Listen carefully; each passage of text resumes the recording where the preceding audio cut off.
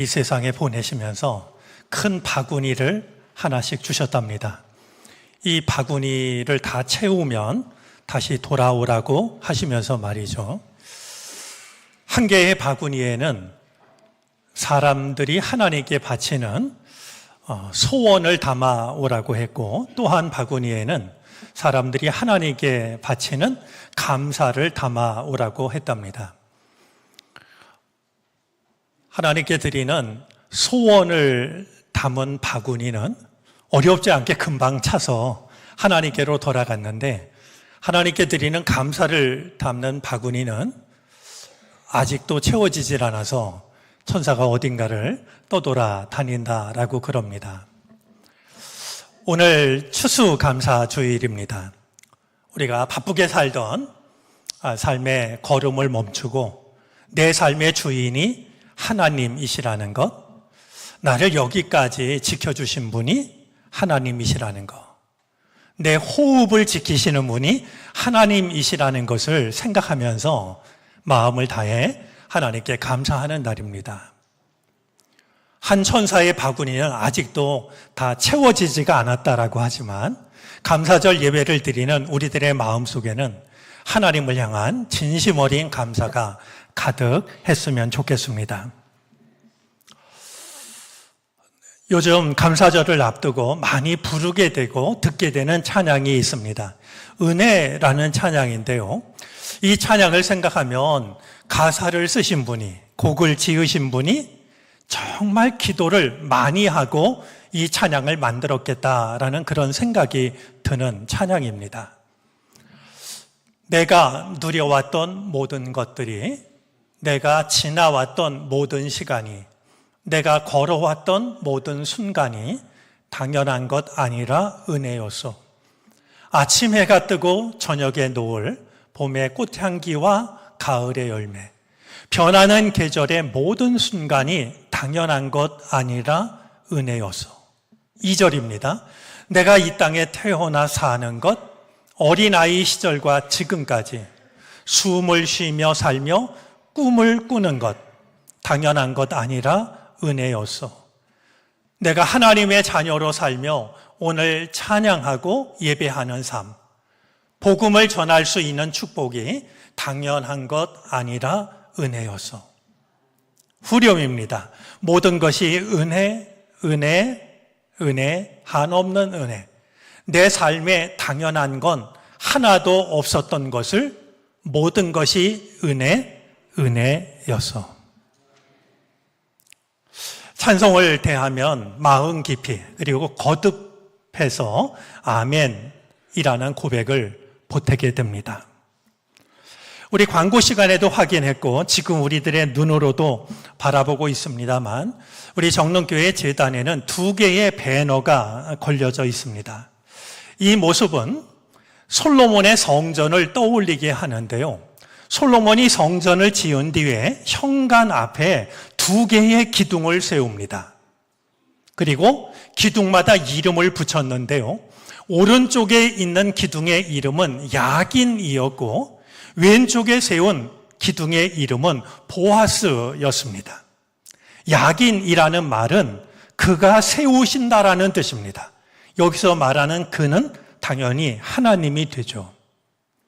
보아스라는 말은 그의 힘으로, 그의 능력으로 라는 뜻인데, 여기서 말하는 그 또한 하나님입니다. 성전이라고 하는 것은 사람에 의해서 세워지는 것이 아니라 하나님께서 하나님의 능력으로 세우시는 것이라고 하는 것을 확인시켜 줍니다. 우리가 이 예배당에 들어올 때마다 같은 마음으로 기도를 드렸으면 하는 마음으로 이제 이 양쪽에 2개의 기도문이 걸려져 있는데, 감사절을 앞두고 제단에 걸린 2개의 기도문은 지나간 모든 것에 감사합니다. 다가올 모든 것을 긍정합니다. 라는 기도입니다. 이 기도는 유엔 사무총장을 역임했던 다그 함마슐트라는 분이 드렸던 기도입니다. 우리가 한 해를 보내면서 인생을 살아가면서 중요한 순간을 지날 때마다 떠오르는 기도입니다. 아마 저 기도가 가장 잘 어울리는 날은 바로 오늘이 아닐까 생각합니다. 추수감사주의를 맞으면서 지나간 모든 것에 감사합니다. 지나간 시간 되돌아보면 기쁘고 감사한 일들만 있었던 것은 결코 아니지만 지금도 우리를 힘들게 하는 일들은 여전히 많이 있지만 그러나 걸음을 멈추고 생각하면 지나간 모든 것에 감사합니다. 우리가 드릴 기도는 저 기도 외에 또 무엇이 있을까 생각하게 되죠. 우리들의 앞날은 한 치 앞도 내다볼 수가 없습니다. 어떤 일이 기다리고 있는지 헤아릴 수 있는 사람이 누가 있겠습니까? 그럴수록 우리가 드릴 수 있는 고백은 다가올 모든 것을 긍정합니다. 어떤 일이 다가올지 알지 못하지만 하지만 나는 믿음으로 내게 다가올 모든 일을 긍정합니다. 우리가 추수감사주의를 드리면서 제단에 걸려있는 저 두 개의 기도, 지나간 모든 것에 감사합니다. 다가올 모든 것을 긍정합니다.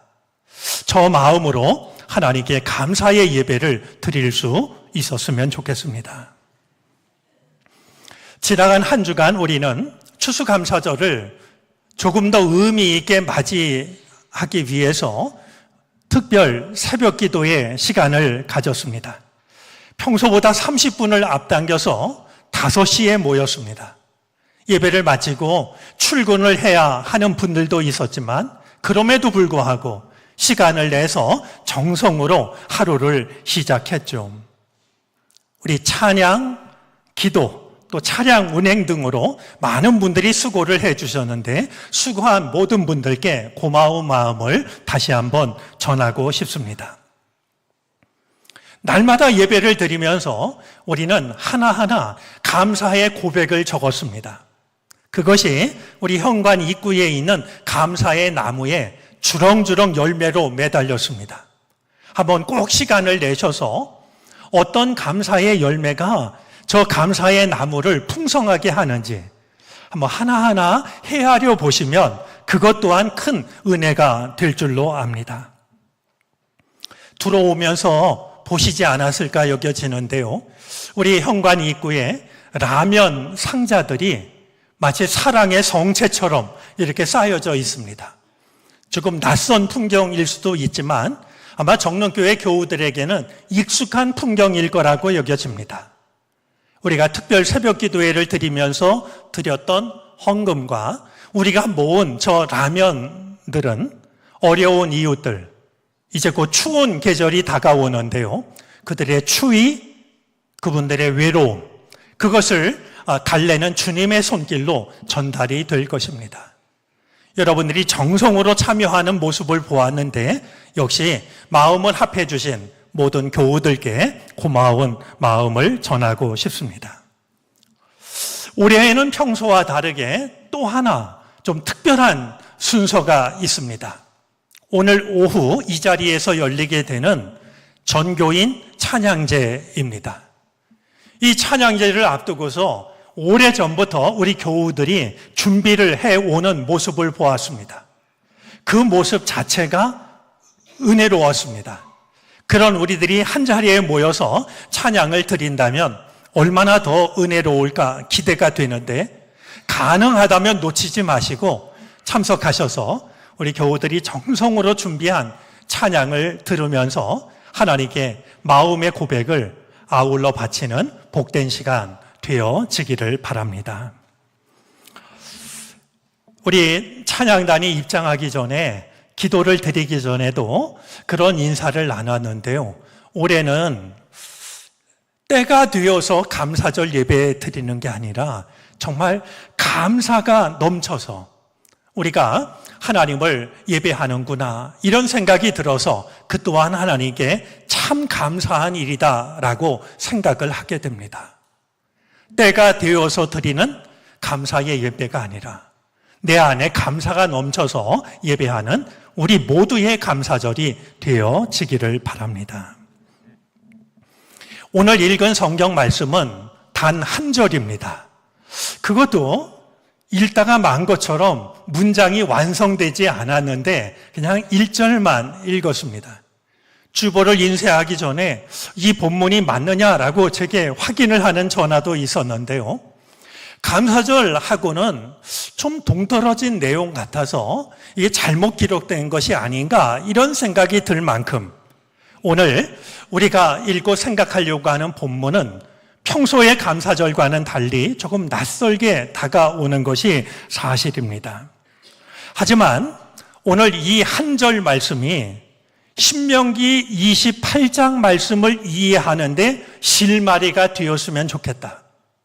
그리고 우리들의 감사하는 이 마음을 열 수 있는 그런 열쇠가 되었으면 좋겠다. 이런 마음으로 오늘 이 한 절 말씀을 생각하려고 합니다.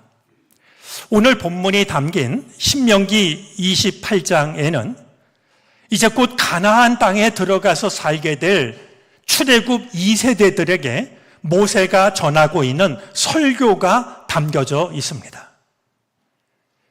모세는 이제 약속의 땅에 들어가서 살게 될 이스라엘 백성들에게 매우 단순한 사실을 이야기합니다.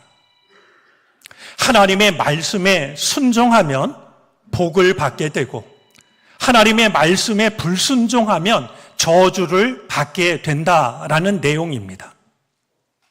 그런데 그냥 이렇게 이야기를 하면 백성들이 그 말을 잊어버릴까 봐 그랬을까요? 모세는 하나님의 말씀에 순종하면 어떤 복을 받게 될 것인지를 자세하게 말합니다. 아울러 하나님의 말씀에 불순종하면 어떤 저주를 받을 것인지도 자세하게 이야기를 합니다. 복과 저주를 결정하는 것은 너희들에게 달려 있다라고. 너희가 어떤 삶을 선택하느냐에 따라서 복과 저주가 너희에게 찾아오게 될 것이라 라고 하는 사실을 강조하고 있죠. 아마 모세가 40년간 광야길을 걸으면서 이스라엘 백성들의 모습을 속속들이 보았기 때문인 것 같습니다. 이 28장의 내용을 보면은요, 복에 대한 내용보다도 저주에 대한 내용이 훨씬 더 많습니다. 분량으로만 보자면 복에 대한 말씀은 28장 1절부터 14절까지에 담겨 있고요. 저주에 관한 내용은 15절부터 68절까지에 담겨져 있습니다. 분량으로만 보자면 저주에 대한 내용이 무려 5배가량이 더 많이 있습니다. 그런데 저주에 대해서 말씀하고 있는 말씀 중에 우리가 오늘 본문 47절을 생각하려고 하는데요. 이 47절은 이스라엘 백성들에게 저주가 임하는 이유가 무엇인지를 말씀합니다. 왜 하나님께서 주시는 복이 아니라 저주를 받게 되는지를 이야기하는데요. 저주를 받게 될 이유가 매우 특이합니다. 하나님을 버리거나 우상을 섬겼기 때문이 아닙니다. 하나님의 백성들이 저주를 받게 되는 이유는 다른 데에 있는데요. 그것이 바로 오늘 47절에 담겨져 있는 내용입니다. 모든 것이 넉넉한데도 당신들이 기쁘고 즐거운 마음으로 주 당신들의 하나님을 섬기지 않기 때문이다 라고 말합니다. 하나님의 은혜를 넉넉히 받으면서도 여러분들이 기쁘고 즐거운 마음으로 하나님을 섬기지 않기 때문에 저주가 임하는 것이라고 말이죠. 누가 봐도 큰 죄를 지었기 때문이라고 한다면 얼마든지 공감할 수 있을 겁니다. 수긍할 수 있을 겁니다.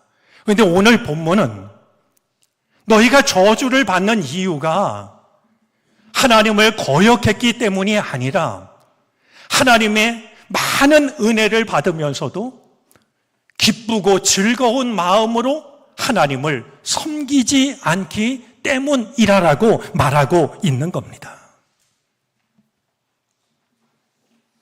과연 우리는 오늘 이 말씀에서 얼마나 자유로울 수 있는 것일까요?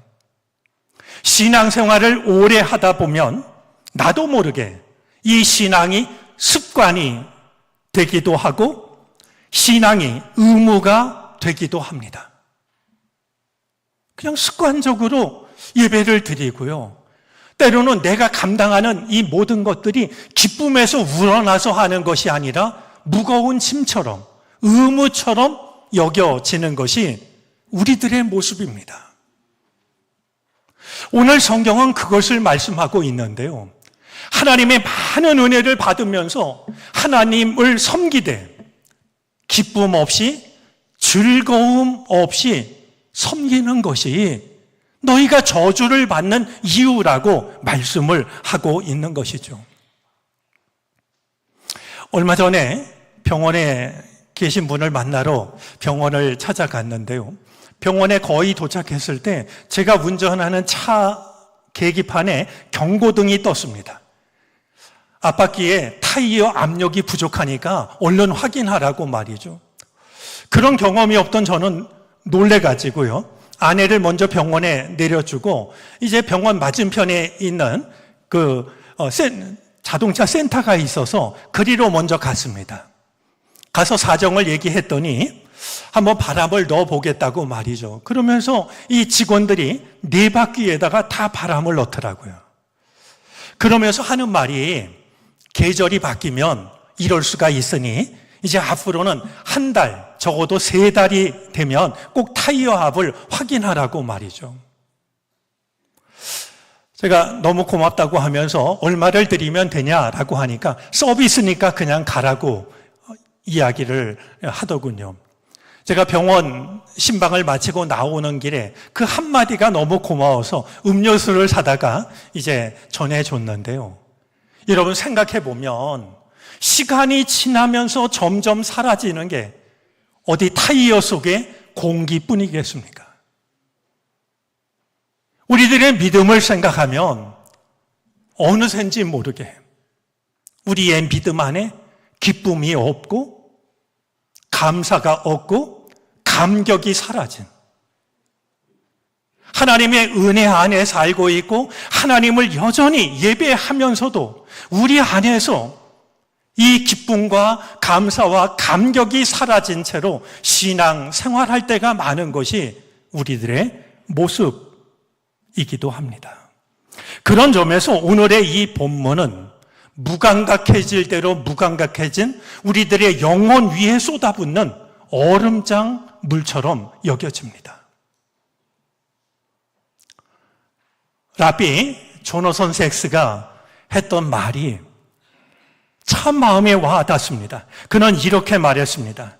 기쁨을 잃어버리는 것은 타락과 쇠퇴의 첫 번째 징조이다. 기쁨을 잃어버리는 것이 타락과 쇠퇴의 첫 번째 징조라고 말하고 있습니다. 오늘의 말씀을 생각하면 떠오르는 장면이 있습니다. 누가복음 17장에 나오는 예수님께서 납병 환자 10명을 고쳐주신 이야기입니다. 십자가가 기다리고 있다는 것을 잘 아시면서도 예수님은 예루살렘으로 올라가고 있었습니다. 그런 예수님께서 사마리아와 갈릴리 사이에 한 마을에 들어가셨을 때 납병 환자 10사람이 멀찍이 서서 예수님께 소리를 질렀습니다. 우리를 불쌍히 여기소서 하고 말이죠. 그 소리를 들으신 예수님께서는 그들에게 가서 제사장들에게 너희의 몸을 보여라 라고 말씀합니다. 간절함 때문이었을까요? 10명의 납병 환자들이 예수님의 말씀을 듣고 제사장을 찾아가기 시작했습니다. 그런데 이게 웬일이겠습니까? 제사장을 찾아가다 보니까 깜짝 놀랄 만한 일이 그들에게 일어난 것을 깨닫게 됩니다. 가다가 보니까 그들의 몸이 깨끗하게 나았던 겁니다. 오늘 이 말씀은 우리에게 매우 중요한 사실 한 가지를 전해줍니다. 순종이 치료를 가능하게 합니다. 그들은 아직 제사장을 만나지 않았습니다. 하지만 주님의 말씀을 따르자, 순종하자 그들의 몸이 깨끗하게 낫는 경험을 했던 겁니다. 순종의 걸음이 나를 회복의 길로 이끄신다라고 하는 것을 기억하시고서 언제라도 이 회복과 치유가 필요할 때마다 오늘의 말씀을 떠올릴 수 있었으면 좋겠습니다. 자, 그런데 10사람이 깨끗해졌는데 그 중에 한 사람이 예수님께로 돌아옵니다. 그냥 오지 않았습니다. 말씀에 의하면 그는 큰 소리로 하나님을 찬양합니다. 아마 온 세상이 떠나가도록 그런 큰 소리 아니었을까요? 예수님 앞에 찾아온 이 한 사람이 그냥 고맙습니다 하지 않았습니다. 예수님의 발 앞에 꿇어 엎드립니다. 그리고 나를 고쳐주신 그 은혜에 감사를 드렸습니다. 이 모습을 본 예수님께서 이렇게 말씀을 하십니다. 10사람이 깨끗해지지 않았느냐? 그런데 9사람은 어디에 있느냐? 하나님께 영광을 돌리러 되돌아온 사람은 이 이방 사람 한 명밖에 없느냐? 예수님은 10사람이 다 깨끗해진 것을 알고 계십니다. 그런데 예수님께 돌아와서 무릎을 꿇고 감사를 드리는 사람이 한 사람인 걸 보시고서 9은 어디에 있느냐라고 물으셨던 것이죠.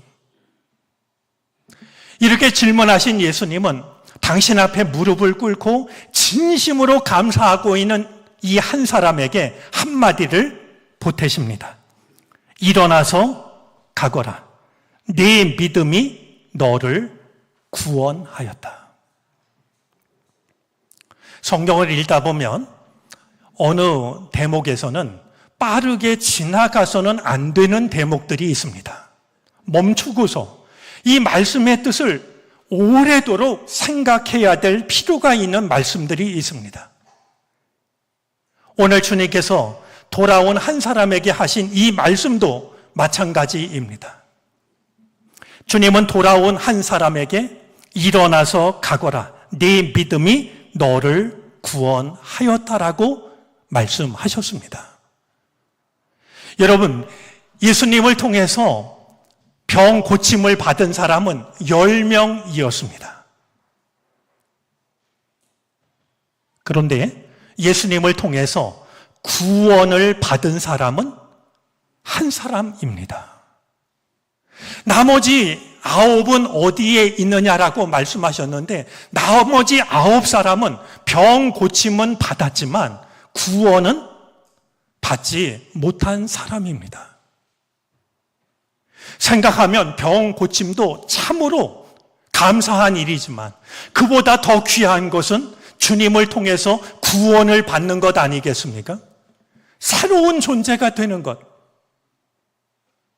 그런데 나머지 9사람은 병 고침은 받았지만 그보다 더 귀중한 구원의 은혜는 누리지 못했던 것이고 돌아와서 예수님 발 앞에 꿇어 엎드려 감사를 드림으로 나를 고쳐주신 주님께 마음을 바친 이 한 사람은 나머지 9사람이 받지 못한 구원의 은총까지 받을 수가 있었던 것이었습니다. 이것을 결정한 것은 감사입니다. 똑같은 은혜를 받았는데 감사를 드렸느냐 드리지 않았느냐가 받은 은혜로 그치게 하는지 아니면 그보다 더 큰 은혜를 받게 하는지 그것을 결정했던 것이죠. 말씀을 보면 돌아온 한 사람은 사마리아 사람이었습니다. 유대인들이 무시하고 인정하지 않는, 신앙도 없다라고 부정하는 말이죠. 돌아온 한 사람이 유대인들이 무시하고 있던 사마리아 사람이었다라고 하는 것은 한 가지 사실을 드러냅니다. 하나님을 잘 믿던 9사람, 하나님을 잘 믿는 사람들이 하나님의 은혜를 받은 뒤에 감사를 드리는 일이 왜 이렇게 어려운 일일까? 그들이 무시하고 있는 이방 사람은 와서 꿇어 엎드려 감사를 드리는데, 하나님을 잘 믿는다고 자부하는 그들은 그 큰 은혜를 받고도 은혜를 베푸신 주님께 돌아오는 것을 잊어버렸으니, 하나님을 잘 믿는 우리가, 하나님의 은혜를 많이 받는 우리가 은혜를 받을 때마다 하나님께 감사를 드리는 일이 얼마나 어려운 것인지를 역설적으로 돌아보게 합니다. 여러분 혹시 로버트 루이스 스티븐슨이라는 작가를 기억하실지 모르겠습니다. 이렇게 이야기하면 떠오르는 사람이 없을지도 모릅니다. 영국의 소설가이자 수필가이기도 하고 시인이기도 한데요. 많은 사람에게 알려진 보물섬, 지킬 박사와 하이드 시라는 작품을 쓴 사람이 바로 이 사람입니다. 이렇게 얘기하면 그 사람이야? 하실 분들이 많을 거라고 여겨집니다. 이 스티븐 작가가 등불을 든 사람들이라는 수필에서 다음과 같은 인상적인 말을 전해줍니다. 우리 한번 보실까요? 읽어주시겠습니까?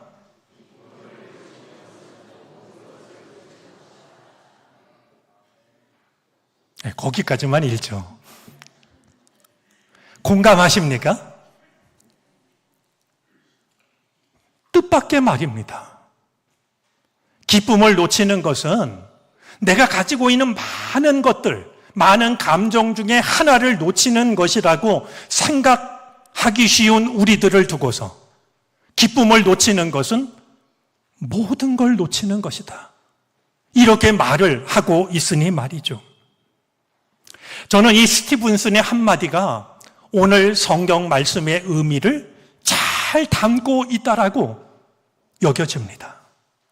신앙생활하면서 기쁨을 잃어버리는 것, 그것은 모든 것을 잃어버리는 것과 다르지 않습니다. 신앙생활하면서 감사를 잃어버리는 것, 그것은 모든 것을 잃어버리는 것과 다르지 않습니다. 얼마든지 그런 의미로 다가오기 때문입니다. 오늘 우리가 주님으로부터 병 고침을 받았을 뿐만 아니라 그 은혜를 베풀어 주신 주님께 찾아와서 무릎을 꿇고 감사를 드렸던, 그래서 다른 9명의 동료들이 얻지 못한 구원의 은총까지 받아 누렸던 이 한 사람이 바로 우리들이었으면 좋겠습니다. 기쁨과 감사 없이 하나님을 섬기는 것이 저주의 이유라고 한다면, 기쁨과 감사함으로 믿음의 길을 걸어가는 것은 축복으로 가는 첫걸음이 되어질 것입니다. 신앙생활하면서 기쁨을 잃지 않았으면 좋겠습니다. 신앙생활하는 우리들의 그 신앙의 밑바닥에 감사가 고갈되지 않았으면 좋겠습니다.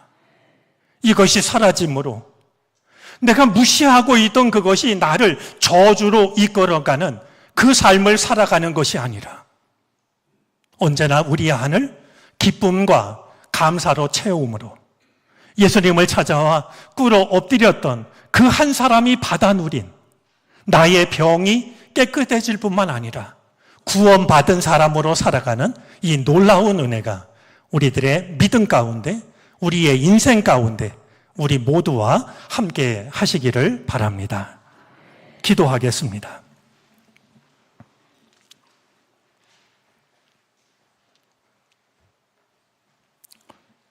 기쁨과 감사 없이 너무 먼 길을 걷지 않게 도와주시기를 바라고 원합니다. 기쁨과 감사를 잃어버리는 것은 모든 것을 잃어버리는 것과 다르지 않음을 생각합니다. 믿음의 길을 걸어갈 때 기쁨으로 걷게 하여 주시고 늘 감사하며 이 길을 걸어가게 하시옵소서. 예수 그리스도의 이름으로 기도를 드립니다. 아멘.